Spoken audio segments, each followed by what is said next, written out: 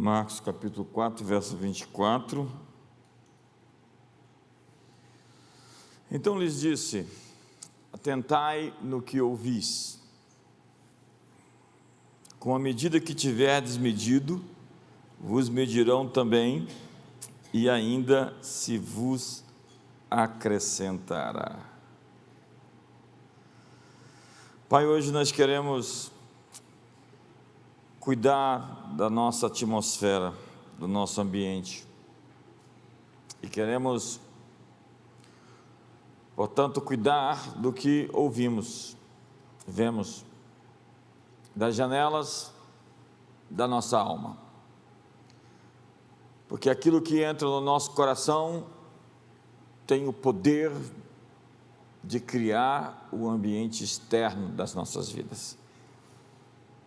E queremos, assim, trabalhar nossos sentidos físicos para que eles cooperem com o nosso propósito, com o nosso destino.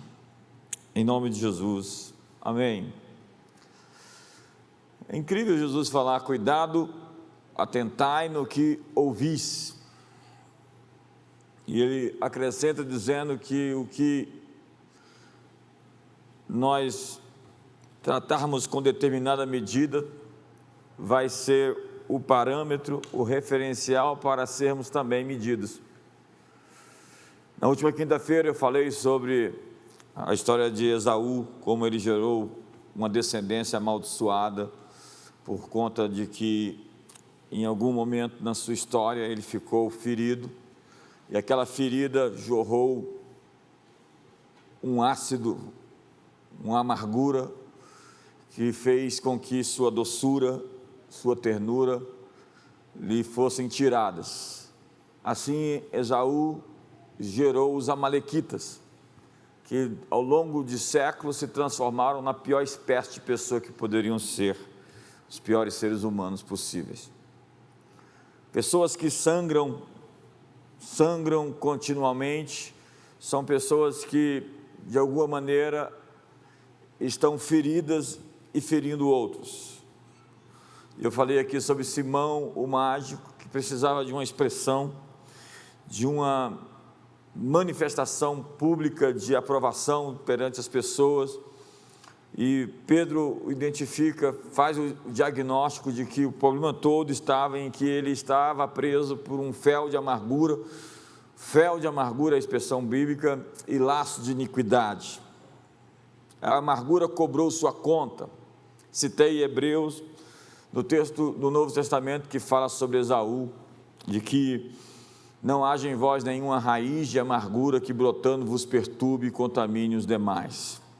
E nenhum de vocês seja devasso como foi Esaú, porque o mesmo, buscando com arrependimento, o arrependimento com lágrimas, não o obteve, já que vendeu o direito de primogenitura por um prato de lentilhas. Esse é o pano de fundo para mostrar aquilo que eu quero, a partir de agora, revelar para vocês. Aquilo que entra dentro de nós tem um poder enorme de se transformar na atmosfera ao redor de nós. Jesus disse: não é o que entra no homem, no sentido da comida e da bebida, do contexto que estava ele se referindo, mas é o que sai do homem que o contamina. Furtos, homicídios e maldades, aquilo que foi curtido no coração, aquilo que foi tramado no oculto e que se torna transgressão, iniquidade, maldade. É o sábio Salomão que nos diz: de tudo que se deve guardar, guarda o teu coração, porque dele procedem as fontes da sua vida. Então, o que entra dentro de nós tem um poder enorme, aquilo que nós permitimos pelos ouvidos, pelo tato, pelo paladar, pelos olhos, pela visão, de gerar dentro de nós uma atmosfera que inevitavelmente vai se transformar no nosso ambiente ao redor, porque o nosso ambiente ao redor é simplesmente o espelho do nosso ambiente interior. O que temos dentro de nós vai se refletir fora de nós. A prosperidade interior, como diz João Agaio, é a nossa prosperidade expressa da alma, que vai ser expressa no físico, no contexto geral da vida. Ou seja, antes de virar qualquer chave fora de você, é preciso virar as chaves dentro de você. E Jesus fala: atentais no que ouvis.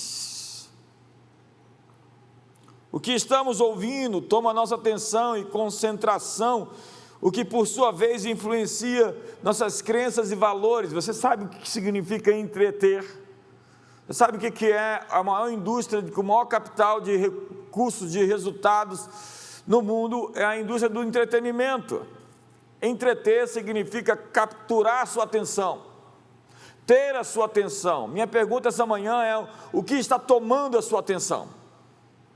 O que está ocupando os seus pensamentos? O que está formando suas crenças e os seus valores? A quem você está dando ouvidos? Quem são os seus formadores de opinião?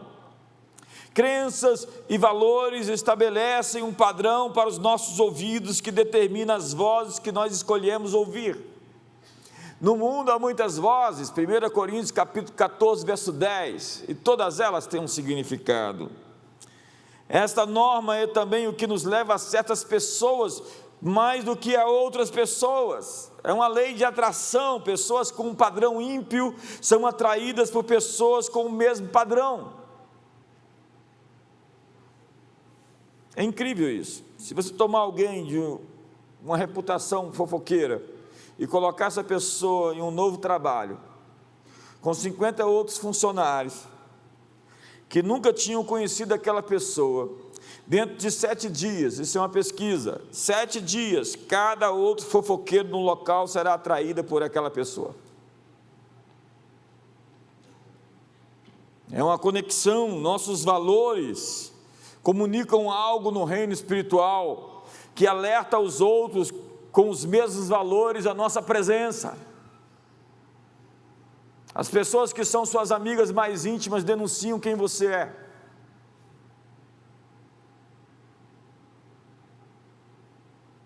Quem carrega um espírito de prostituição, normalmente é ativado quando encontra uma pessoa que tem o mesmo espírito.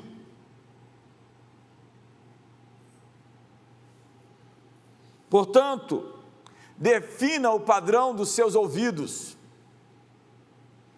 Nossa força começa com a nossa escolha para ouvir a voz de Deus mais do que qualquer outra pessoa. Precisamos ter o cuidado com quem está perto de nós, a quem permitimos influenciar-nos. Nossas amizades são poderosas, daí a Bíblia está repleta de tantos textos, salmos, provérbios, o Novo Testamento, cheio de tantas citações sobre como relacionamentos são definitivos para sucesso ou para falência. Precisamos construir relacionamentos com discernimento. Nossa força emerge quando estamos ligados na aliança, na mesa. Ao interagir com pessoas que falam em uma posição de negatividade, tem pessoas em uma posição de incredulidade, tem pessoas em uma posição de amargura, elas estão sangrando, e onde elas chegam, elas deixam o seu sangue, sua ferida, seu pus. Quando um filho é ferido, isso está no livro do Não Tendes Muitos Pais, pela circuncisão por um pai, e ele não consegue ser curado da circuncisão, ele sangra. E se ele não aceita a correção, ele continua sangrando. Sabe, ao interagir com pessoas com essa posição, você se contamina pela frequência. Ao assistir esses programas de televisão, você se contamina por essa frequência. Assistir esses noticiários, você se contamina por essa frequência. Ao lidar com esse submundo da influência negativa de pessoas feridas, você está se contaminando e está abaixando os seus níveis emocionais para aqueles que estão carregados por medos, por feiuras interiores, por amarguras, por ressentimentos. Não haja em vós nenhuma raiz de amargura que brotando vos perturbe e contamine os demais. Diga comigo então, eu não serei contaminado pelo ressentimento dos outros.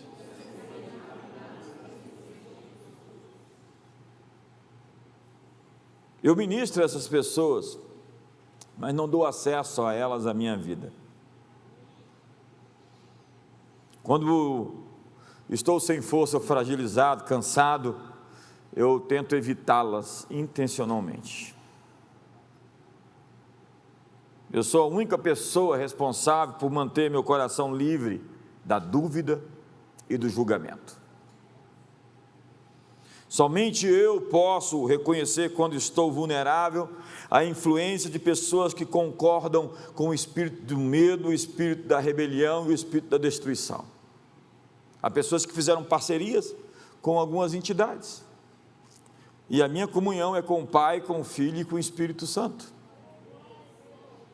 Então temos que discernir o poderoso efeito da influência da personalidade, dos valores das pessoas que estão à nossa volta. Então temos que entender o que Salomão quis dizer em Provérbios 22, no verso 24. Não te associes com quem vive de mau humor ou com iracundo, nem ande em companhia de quem facilmente se ira, o homem colérico, para que não aprendas as suas veredas. Do contrário, você acabará imitando a sua conduta, e se enlaces a tua alma, cairá em uma armadilha mortal. É o texto. A comunhão cura, a comunhão estraga você. Eu tenho visto isso acontecer, ao estar com pessoas em quem confio de verdade. Eu promovo uma atmosfera onde a felicidade, o riso, a alegria, é um ambiente contagioso, curador, transformador. Os médicos deveriam receitar risos como cura, como remédio, porque o coração alegre, diz a Bíblia, é bom remédio. E é tão bom estar sob essa influência de pessoas assim, que te edificam só pela presença delas. Elas são tão harmoniosas consigo mesmas, que elas não estão a fim de provar que são importantes para você. Elas não estão ali tentando marcar uma posição e te convencer de algo. Elas não estão ali tentando simplesmente se afirmar, se autoafirmar. Elas estão ali por sua causa. E elas estão ali despretensiosamente, livres, porque pessoas felizes se recuperam mais rapidamente das suas doenças. Agora entenda, meu coração é meu jardim. Eu não posso permitir que uma serpente entre no jardim dos meus pensamentos. Algumas pessoas são boas no plantio de ervas daninhas, enquanto outros plantam os dons do rei. Se os teus olhos forem bons, todo o teu corpo terá luz. Se os olhos estão em trevas, o que resta é escuridão. Os olhos são a candeia do corpo. Você sabe o que isso quer dizer? A maneira como você enxerga as coisas mostra se há luz ou trevas em você. E quando você está cansado, você enxerga mal. Você aumenta o tamanho dos problemas.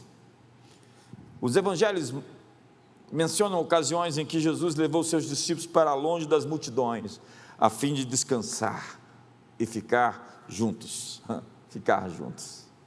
Ficar juntos é poderoso. Ficar longe das multidões para obter descanso físico e cultivar relacionamentos com família e amigos reafirmam o nosso foco. É preciso recobrar o foco, a harmonia consigo. Não espere que as pessoas entrem em harmonia com você quando você não está em harmonia consigo. Tem gente que é uma panelinha de pressão. Você não sabe quando vai explodir. Mas é uma bomba relógio. É preciso cuidar de você para poder cuidar dos outros. É preciso se alinhar. Alinhamento é a palavra. Alinhamento é a chave. Significa ministrar de um lugar de fé, estar assentado em um lugar de obediência a Deus. Como Jesus disse, aí vem o príncipe das trevas, ele não tem nada em mim. Essa convicção de saber quem se é, não permite-se, não se dá vazão, não se abre a porta para que ingerências malignas o atormentem. Então a culpa chega e você está num lugar de fé. A condenação e a acusação chegam e você está num lugar, numa posição onde você não tem o que temer. Em me vindo o temor, diz o salmista, hei de confiar em ti. Quando você é atacado, você está seguro, porque você está sentado na pedra do descanso. Como fez Moisés em cima do monte, em Refidim, sustentado por Arão e por Hur. Ministre a partir de um lugar de fé, a partir de um lugar de obediência, em vez de um lugar de esforço para agradar as pessoas. Popularidade é quando as pessoas gostam de você, felicidade é quando você gosta de você. Hoje há tantos atrás de popularidade, cujo Deus é a opinião das pessoas. Existem 3 fontes principais de distrações que nós temos que aprender a superar a fim de permanecer na pista do nosso destino. Eu vou repetir, permanecer na pista do nosso destino. Primeiro são as distrações do diabo. Ele joga com os nossos velhos medos, ele joga com os nossos velhos vícios para nos levar de volta ao pecado. E um homem sem uma visão de futuro sempre retornará ao seu passado. Sem visão, o povo se corrompe. Eu tenho percebido que pessoas perdem o time, perdem o caminho, porque lhes falta uma visão acerca do todo, acerca de tudo. Se andamos com Deus, portanto, contudo, gradualmente essas tentações não nos chamam mais atenção, simplesmente não despertam mais interesse. Você sabe, quando eu me entreguei a Jesus de verdade, essas coisas perderam o interesse. Eu estou muito velho e cansado para algumas conversas, eu estou velho e cansado para alguns expedientes, tem coisas assim, esses deslumbres, que são na verdade para mim uma canseira, mas pessoas deslumbradas não podem ver qualquer coisa, que elas já ficam realmente, algo lhes chama a atenção e lhes tira a direção. A segunda distração somos nós mesmos, os lugares onde nossa velha forma de pensar nos impede de responder ao que Deus está tentando nos ensinar. É a velha capa da religião, é a velha capa daquilo que você aprendeu na escola, no seu sistema educacional, da sua ideologia política. É incrível como isso é uma crosta, uma barreira para o entendimento, a percepção, o discernimento daquilo que Deus quer fazer acontecer. Então a distração é a velha capa que tem que ser jogada fora. Eu me lembro, eu tinha uma velha capa, uns 30 anos atrás, e não queria me livrar dela. Tem gente assim que fica segurando o velho. Deus tem um novo manto, um novo vestido para cada um de nós. Deus tem um novo manto para cada nova fase da nossa vida. José tinha um manto na casa do seu pai e ele sonhava. O manto virou aquela coisa que foi para enganar Jacó de que José tinha morrido. José tinha um novo manto lá na casa de Potifar. Ele servia a casa de Potifar com um manto, e aquele manto ficou na mão da mulher que queria se prostituir com ele, e ele fugiu, e a mulher tinha provas físicas de que ele tinha estado com ela. e ele teve um novo manto lá na Papuda do Egito, com o número X de que ele estava preso, e aquele manto ficou lá quando ele foi convidado para ir até Faraó. Então a Bíblia diz claramente que ele vestiu um novo manto, e ao chegar com aquele novo manto, ele apontou os problemas que existiam no governo de Faraó e apontou as soluções. Eu estou atrás de pessoas que podem apontar os problemas que temos e apontar as soluções que precisamos, não somente aquelas que dizem o que está errado, mas aquelas que são capazes de dizer: vai por aqui, faça isso e aquilo outro, e contrate uma pessoa para resolver isso. E Faraó diz: eu não posso contratar senão você mesmo, José. A partir de agora você é grão-vizir de todo o Egito, você é o segundo e só se reporta a mim. Pessoas assim são caras. E a Bíblia diz que Faraó mandou colocar uma nova capa sobre José. Eu quero lhe dizer que nesse segundo semestre, nesse segundo tempo de 2020, nesse ano agora 5.781, que está começando, essa nova primavera que começa dia 22, Deus tem uma nova capa para o seu povo, para a sua igreja, para seus escolhidos, para você especialmente. Deus está preparando, costurando a sua nova capa para um novo tempo de governo e de autoridade. Me ajuda aí.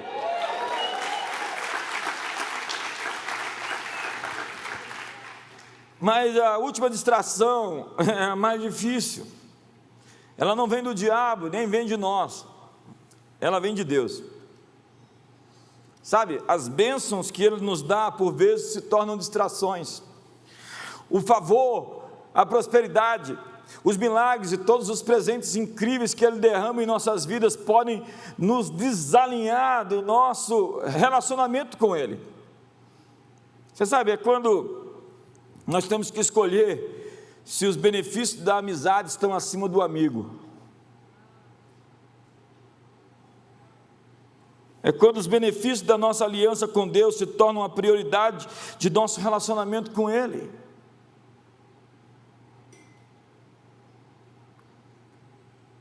Foi por isso que Deus pediu a Abraão Isaque.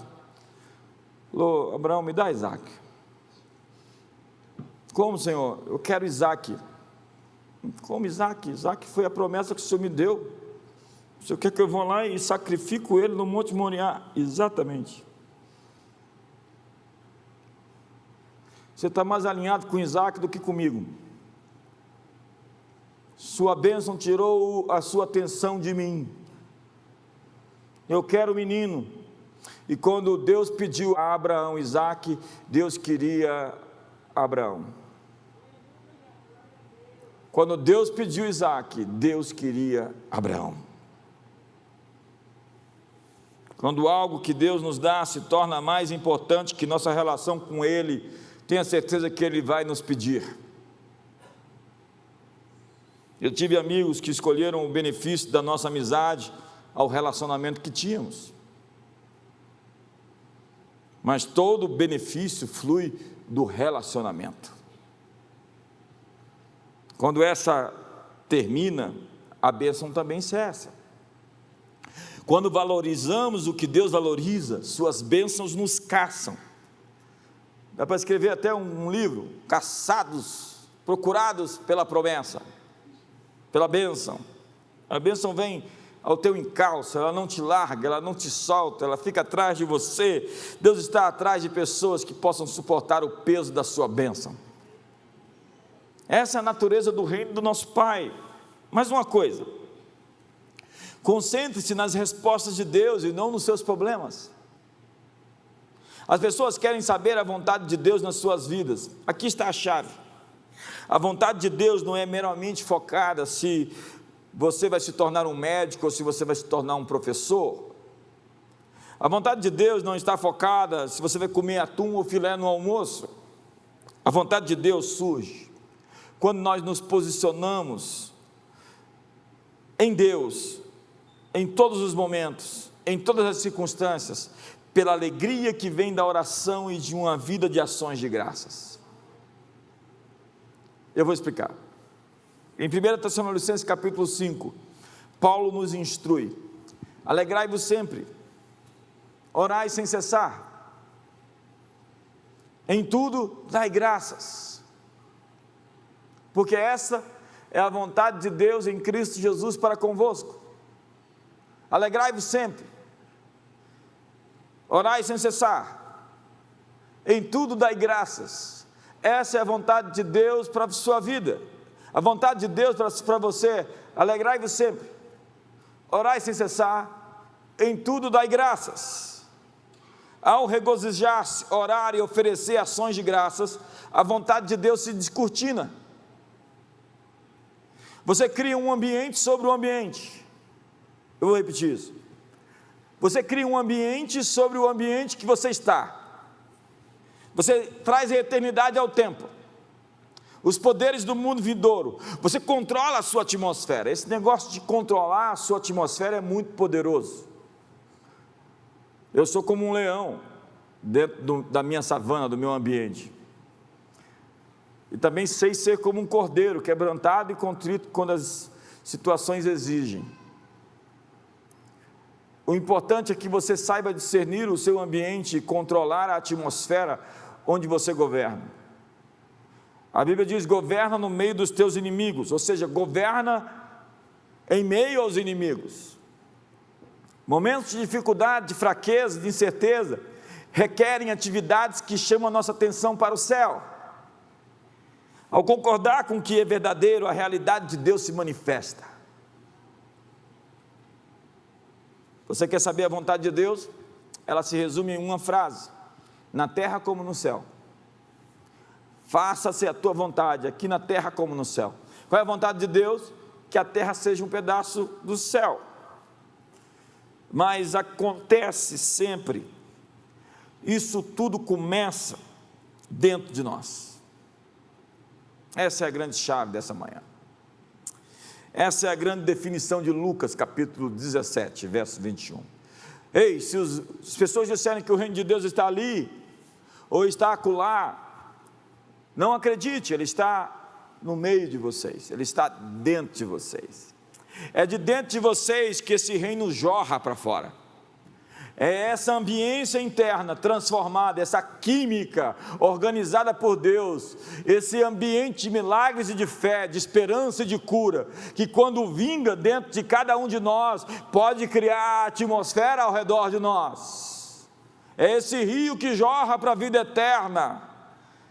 Dentro de vocês um rio jorra para a vida eterna, diz a Bíblia. Então a transformação do coração é o primeiro passo para trazer o céu para a terra. Nós somos o lugar onde os céus e a terra se encontram. Deveríamos ser assim termostáticos, definidores da temperatura. Deveríamos ser assim contingenciadores, não circunstanciados, mas circunstanciadores. Não deveríamos simplesmente nos moldar à realidade, mas moldar a realidade. Não deveríamos chegar e dizer: existe uma casa assombrada, uma empresa assombrada, uma igreja assombrada, uma vida assombrada. Nós somos os caçadores de fantasmas, nós somos os caçadores de assombrações, nós somos arquitetos culturais, nós somos definidores de uma realidade celestial entre os homens em meio ao caos. Obrigado pelo entusiasmo. Eu sinto que a coisa está crescendo. E quando a coisa cresce dentro de você, quando ela explode dentro de você, ela vaza para fora e se transforma no ambiente que você precisa. Mas ela precisa de transbordamento. Precisa ser mais do que uma fagulha, precisa ser um incêndio dentro de você. Ela não pode ser simplesmente um sentimento, ela tem que ser uma compulsão, ela tem que ser uma obstinação, ela tem que ser algo que você acredita, que você quer, que você deseja, que você anseia, que você arde, que você tem desejo, o desejo da mudança, da transformação de um país, o desejo da mudança, da transformação da sua família. Tem que ser algo que te consome. Ver os seus filhos no temor do Senhor, amando a Jesus, ver um país regenerado e transformado. E é claro que quando você quer essas coisas, você será testado. E de tudo que se deve guardar, guarda no teu coração. O que entra dentro de você se transforma um ambiente ao seu redor. Vaza para fora. Alegria, oração e ações de graças atraem o céu. Uma atmosfera sobre a atmosfera. Então tem opressão, então o Senhor oprime a opressão. Então tem doença. Então a realidade do céu acerca da cura é superior à perspectiva da doença, sabe? E isso se organiza aqui dentro. É aqui dentro onde começa o reino. Jesus está dizendo: o reino começa dentro de você. Então deixa essa coisa crescer e se explodir dentro de você, ao seu redor, e transformar as realidades ao seu redor, mudar as conjunturas ao seu redor. É dentro de nós que a visão nasce e se transforma nessa igreja. É dentro de nós que a visão nasce e se transforma em plataformas para transformar o mundo em verdades, justiça, alegria. O reino de Deus não é comida nem bebida, Ele está falando, são valores. E esses valores emergem de dentro, e de dentro para fora, tudo vai mudando a partir de mim, a partir de você, a partir de nós. E quando nós nos ajuntamos numa mesma visão, numa mesma percepção, nós somos capazes dessa sinergia de explodir os núcleos. E isso é atômico, isso é nuclear, isso é poderoso, isso é quântico. Obrigado pelo entusiasmo. Eu estou aqui me esgoelando e você está fazendo pose. Você sabe, isso acontece a partir de gente como a gente. E acontece em pessoas e depois em casas. Por isso que o lar, a casa, é o grande ambiente da prova. Você não consegue transformar a tua casa, quer transformar o mundo, rapaz. Você não arruma o teu quarto e a tua vida pessoal, não organiza as suas emoções e quer transformar a realidade lá fora. Você não consegue ter um bom casamento, tratar sua esposa com respeito, e você quer dizer sobre respeito para uma sociedade, para o mundo inteiro.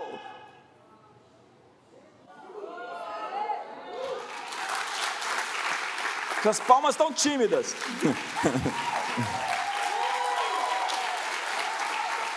E depois que aconteceu em mim, isso explodiu para a minha casa, para Oico, né? Então isso explode para as ruas, isso conquista as cidades, isso transforma as nações e os continentes. Eu gosto da história de Domingos. De onde vem essa ordem dos dominicanos? Conta-se a história de que ele chegou lá e derrubou o carvalho de Odin. Foi lá e... Tem muitas histórias de como isso aconteceu. Mas entenda que essas pessoas foram ali para a Europa pagã, dos godos, ostrogodos, visigodos, lombardos, normandos, bretões, saxões, e eles revolucionaram o mundo. Como? A partir de si mesmos, de dentro para fora. Algo aconteceu dentro deles, um novo nascimento explodiu em seus corações, uma nova vida, a vida de Cristo, Cristo em vós, a esperança da glória. E aquilo não pode ser contido dentro de um vaso simples, minúsculo, de um ser humano. Mas aquilo iluminou a Europa, aquilo iluminou os Estados Unidos, aquilo está iluminando o Brasil. Então essas são as ferramentas que usamos para ministrar a nós mesmos. Vou repetir, um líder tem que ministrar a si mesmo, um líder tem que se autogovernar, um líder tem que se autoliderar. As ações de graças é a grande chave.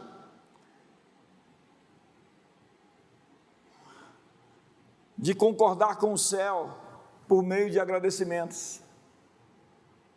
Como eu concordo com o céu? Senhor, eu te agradeço, porque a realidade que está aí não é a realidade que o Senhor quer. Porque se o Senhor tivesse que tornar tudo como o Senhor quer, o Senhor teria que manipular todos nós, o Senhor não quer. Então o Senhor nos criou com boa vontade, com free will, com livre-arbítrio, para tomar as decisões importantes. Se nós queremos alinhar nossas decisões com as tuas, queremos a terra como o céu, e queremos trazer a sua soberania sobre tudo o que nos cerca. Então te agradecemos, somos gratos. O que está fora de ordem se reposicione, e assim entendemos o que nos foi dado. Conforme diz 1 Coríntios 2, verso 12, ora, nós não recebemos o Espírito do mundo, mas sim o Espírito que provém de Deus, a fim de compreendermos as coisas que nos foram dadas gratuitamente por Deus. Como? Gratuitamente nos foram dadas, mas nós precisamos o quê? A grande palavra aqui é compreender. Vamos todos compreender. Tem gente que não compreendeu, não entendeu, não percebeu, não discerniu. É como tirar uma venda. É somente compreendendo. E a compreensão vem de uma atitude de gratidão. Porque quando você cai a ficha, amigo, tudo vira glória.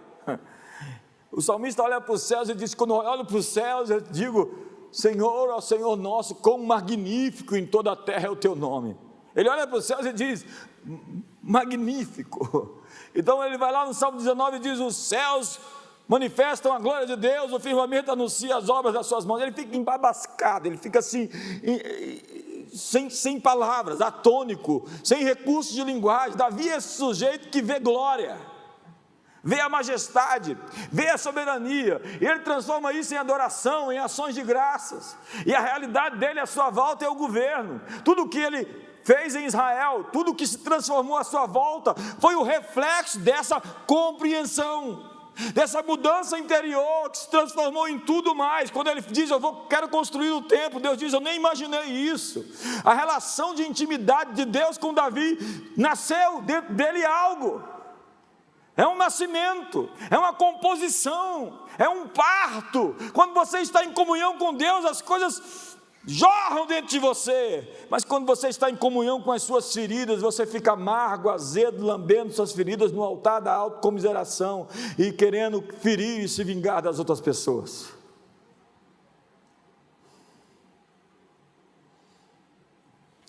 E somente compreendo quando tenho uma atitude de gratidão. E aí Paulo explica isso, e essa é uma chave, essa manhã de tantas chaves.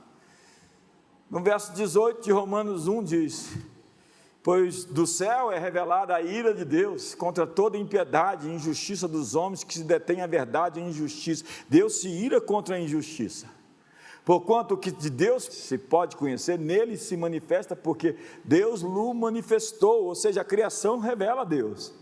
Não está difícil de ver, é só olhar um pouquinho, você vai ver. Deus não é a criação, mas se revela por ela, e revela até pelos seus filhos. Verso 20: pois os seus atributos invisíveis, o seu eterno poder e divindade, são claramente,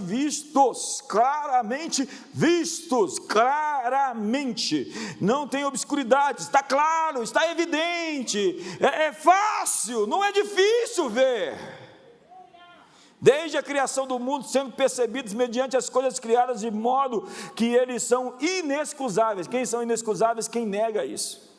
Porquanto, tendo conhecido a Deus, contudo, não o glorificaram como Deus, nem lhe deram graças, antes nas suas especulações se desvaneceram, e o seu coração insensato se obscureceu,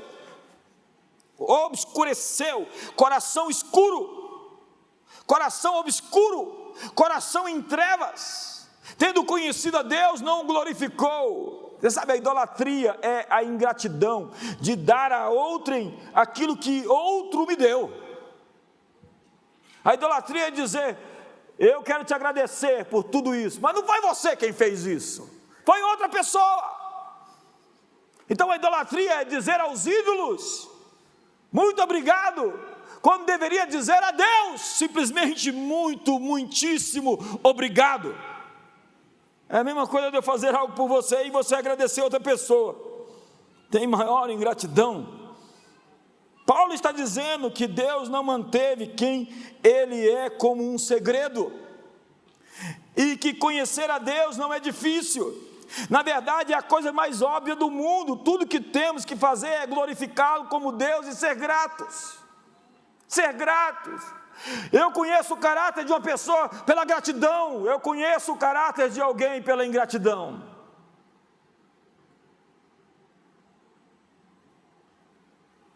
Ser gratos. Quando somos gratos, quando concordamos com a verdade, mediante a gratidão, então a verdade nos liberta. Assim ativamos a grandeza que Ele colocou em nós. Ao concordar com a verdade sobre quem Deus é, essa verdade nos liberta. Contudo, diz a Bíblia, contudo, não o glorificaram como Deus, nem lhe deram graças. Antes, nas suas especulações se desvaneceram, e o seu coração insensato se obscureceu. Coração em trevas, coração obscuro, coração escuro. Coração insensato, obscuro, significa sem propósito, perdeu o propósito. Quando perdemos de vista o nosso propósito, trabalhamos contra o projeto de Deus para nós. Um coração escuro é um coração que é incapaz de perceber a realidade, de ver. Romanos, capítulo 1, diz que um coração obscuro perverte os nossos desejos e nos leva a todos os tipos de pecado que degradam a identidade de quem nós somos. Por causa disso, Deus os entregou a disposições mentais reprováveis para desonrarem a si mesmos. E aí vai descrevendo uma série de situações, porque quando perdemos de vista a Deus, quando deixamos de ser gratos a Ele, nós nos transformamos em uma outra coisa. Nosso DNA, mediante a epigenética, vai nos modificando. E é isso que eu falei de Esaú, que gerou essa descendência perversa, uma descendência perversa. Imagine que coisa mais trágica, você gerar uma descendência de insanos, de loucos, de demônios, de monstros, ladrões, salteadores, que atacavam pelas costas. Os amalequitas eram, segundo os historiadores, a manifestação encarnada da maldade. Sabe, a gratidão purifica a nossa natureza. As ações de graças nos mantêm conectados à nossa fonte. Um grande músico pode não acreditar em Deus, ele não sabe a quem agradecer, de quem veio o seu dom, de quem veio a sua energia, de quem veio a sua inspiração, de quem veio a sua sabedoria, de quem veio a sua habilidade, de quem veio a sua oportunidade, de quem veio a sua saúde.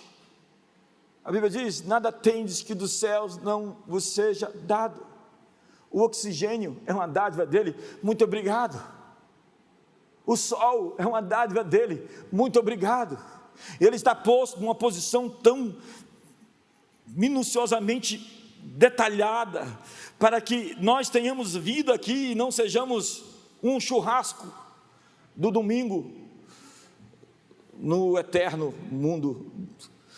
Sabe, é o que chamam de sintonia fina, o universo antrópico, milhares de detalhes para que a vida existisse, tudo preparado de modo cuidadoso, por um Pai bondoso, maravilhoso. E as pessoas questionam: mas como nascem pessoas defeituosas? A pergunta é: como nasce 99,9% alguma coisa de pessoas perfeitas?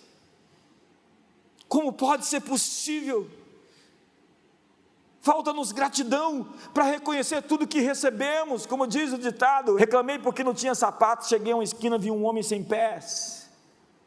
Temos pés, andamos, estamos vivos, temos a oportunidade, podemos fazer a diferença, marcar o mundo com a nossa história. E o que fazemos? Reclamamos. Somos ingratos quando reclamamos.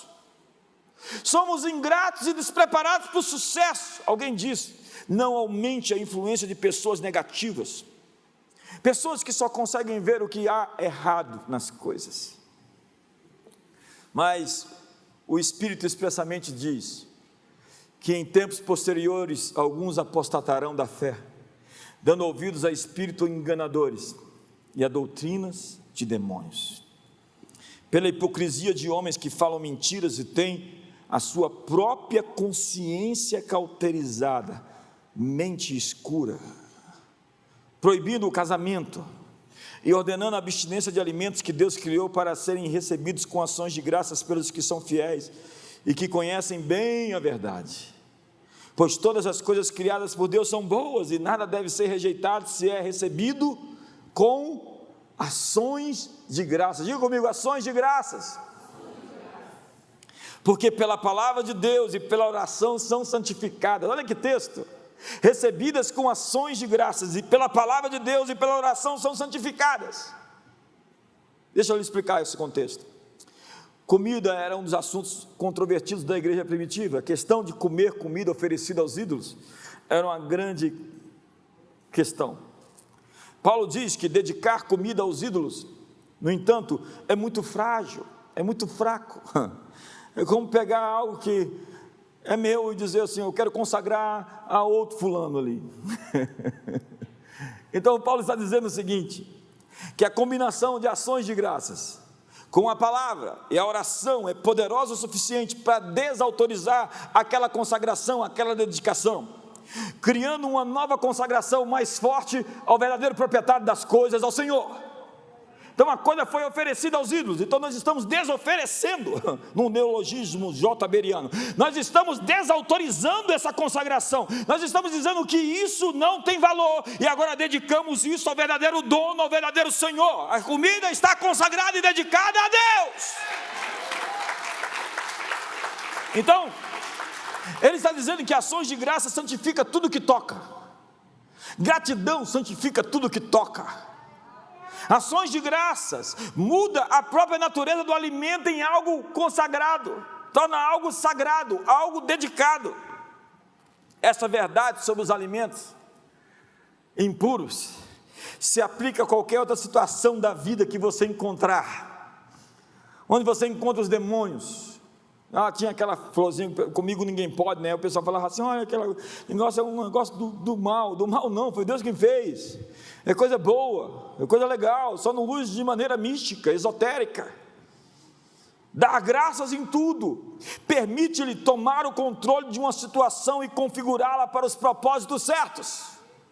Então eu quero dar graças a Deus por isso, ainda que pareça um absurdo, e não significa agradecer, nesse sentido de se conformar à realidade, mas pelo contrário, de transformar a realidade, porque a grande palavra esperança significa que as coisas vão ter sentido.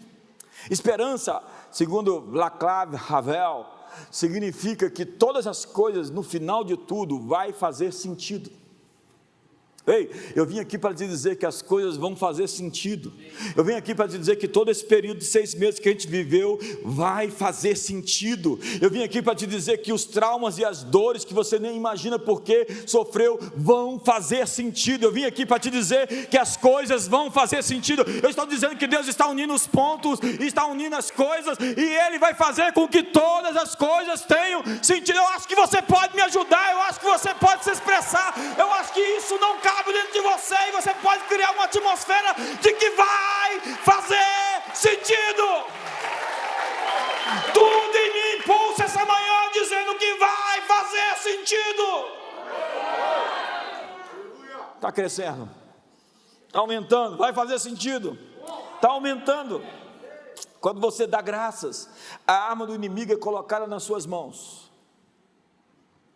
Então você vê algo errado e você fala assim, Senhor, muito obrigado, porque isso vai se converter em uma bênção para mim. Então você vê o inimigo se levantando, Senhor, muito obrigado, porque essa arma, esse esforço, essa energia que ele está gastando vai ser favorável aos meus propósitos. As ações de graças realizam a justiça divina, onde o inimigo é destruído pela mesma coisa que ele pretendia usar para a nossa destruição. O Salmo 100, verso 4 diz, e eu estou terminando agora, vocês querem almoçar, entrai pelas suas portas com ações de graças, e nos seus átrios com hinos de louvor. Sabe como você entra na casa de Deus? Com ações de graças. Deus não recebe ingratos, maledicentes, murmuradores, amargurados em sua casa. A casa de Deus, imagine que casa, uau! Então para entrar ali, tem que ter um protocolo. Existe um protocolo mínimo para comparecer na presença de Deus. Reclamar não dá certo, eu já tentei. Fazer pirraça não dá certo, eu já tentei. não dá certo. É gratidão, é reconhecê-lo, é adorá-lo, é glorificá-lo. Então a sua mente obscura se esclarece, então seus olhos se abrem, você começa a ver aquilo que foi te dado gratuitamente, e começa a manifestar as virtudes daquele que te chamou das trevas para a sua maravilhosa luz. Então, quando você tem consciência de Deus em tudo, você transforma o ambiente. Deus está aqui, obrigado. Obrigado, os anjos também, os anjos se acampam ao redor. Eu não estou vendo agora, mas quero ver quando. Então você fala, muito obrigado, Senhor, porque tu estás tomando conta disso. E a Bíblia diz, reconhece ao Senhor em todos os teus caminhos, Ele endireitará as suas veredas. Isso significa, onde é que Deus está? Ele está, não estou vendo, mas Ele está. Ele está nisso, Deus está nisso, Deus está nisso. Por meio de ações de graças, sua opinião sobre mim e as minhas circunstâncias crescem dentro de mim, então isso não cabe mais dentro de mim e transborda para se tornar uma atmosfera. Você sabe, você cria uma atmosfera por aquilo que você acalenta, alimenta, acrescenta, aquilo que você nutre dentro de você vai ser a sua atmosfera. Então, se você nutre a autopiedade, você vai ter uma atmosfera de autopiedade, onde você está procurando a piedade dos outros, a aprovação dos outros, a afirmação dos outros. Mas uma pessoa resolvida é tão cara, porque ela chega ali e ela edifica com a presença, ela nutre os outros, porque ela está ali, não tentando se afirmar, ela está afirmando. Ela é tão poderosa que ela está edificando, ela é tão poderosa que ela está nutrindo. Ela não está ali como vampiro, querendo sugar todo mundo. Sabe, dar graças inclui fazer o inventário dos dons de Deus na sua vida, contabilizar, faça as contas. O salmista diz, o que eu darei ao Senhor em troca de todos os seus benefícios para comigo. É realmente difícil ficar deprimido com sua situação quando você está preenchido com a consciência do amor e da bondade de Deus, que envolve e permeia toda a sua vida. Eu creio que verei a bondade do Senhor na terra dos viventes. É uma autoafirmação feita em alguém que acredita naquele que não pode mentir. E não foi Deus quem disse que ele verá a bondade de Deus, foi ele quem disse, acreditando que Deus vai honrar a palavra que ele disse. Como um bom pai que dá bons tesouros, boas dádivas aos filhos. Então a prática de ações de graças como um estilo de vida lida com a culpa, porque vem a condenação e você agradece, porque foi perdoado. Então você agradece porque recebeu o dom da justiça e a abundância da graça. Então você lida com a crise porque você sabe que Deus está colocando tudo em órbita da sua vontade. Você lida com o conflito porque você apazigua seu coração e deixa de entrar em guerras que não são suas. Ei, não entre em guerras que não são suas. Ei, guerras drenam energia, guerras drenam recursos, guerras drenam vida. Pessoas estúpidas vivem num estilo de vida de rixa, de intriga, de divisão, de facção. Não alimente isso. Isso é carnalidade, segundo Paulo. Isso são obras da carne. Portanto, eu vim aqui essa manhã dizendo a você: desarme o inferno com suas ações de graças, desarme o diabo com a sua gratidão, controle a sua atmosfera. Jesus foi movido para a ação não pela necessidade dos homens, mas pelo coração de seu Pai.